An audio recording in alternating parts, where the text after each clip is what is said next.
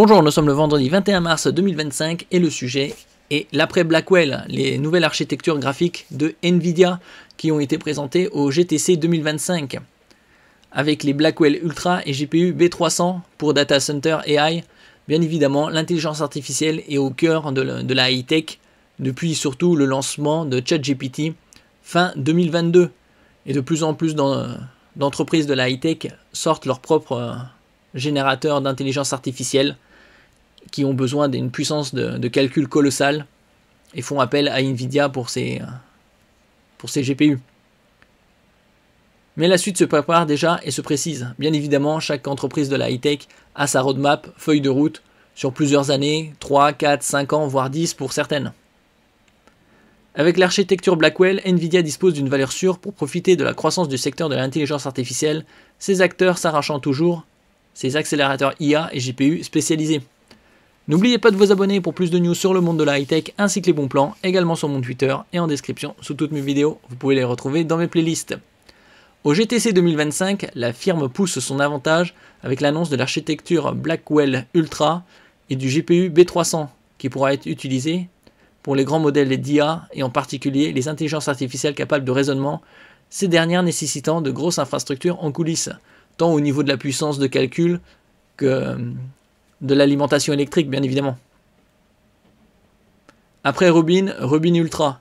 Ce sera décliné de la même façon, Blackwell Ultra. La suivante, ce sera Rubin Ultra. L'événement donne également l'occasion à Nvidia d'évoquer l'après Blackwell. L'entreprise avait déjà brièvement évoqué ses prochaines architectures graphiques lors de Salon Tech l'an dernier, et l'on connaissait déjà donc le nom de la prochaine architecture, mais de nouveaux détails ont été apportés. Et donc ici on a des différentes specs. L'architecture post-Blackwell sera donc lancée au second semestre 2026, donc dans 1 an et demi. La différence entre chaque génération, c'est à peu près 2 ans, comme sur les RTX 50 qui sont sortis janvier 2025 et les RTX 40 qui sont sortis en novembre 2022, c'est environ 2 ans.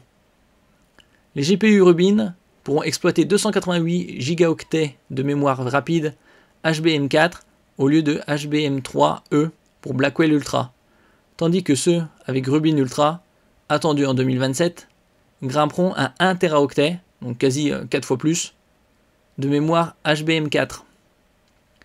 Du côté des performances, le GPU B300 Blackwell Ultra atteint 1,1 pétaflop en FP4. Après giga, qui est milliard, il y a Tera, 1000 milliards, et après Tera, c'est péta. 1 million de milliards d'opérations à virgule flottante, ici, pétaflop. Rubin pourra atteindre de son côté 3,6 pétaflop, toujours en précision FP4, mais l'architecture sera aussi bien plus performante en précision FP8, 1,2 hexaflop. Hexaflop, c'est après péta. Donc là, c'est 1 milliard de milliards. Ici, on a la roadmap, Blackwell Ultra, Rubin Ultra, et après, ce sera Feynman. Ici, on a les dates, quelques informations, avec des niveaux de transfert interconnexion par cœur de 1,8 Teraoctets par seconde. Donc évidemment, des quantités de données colossales.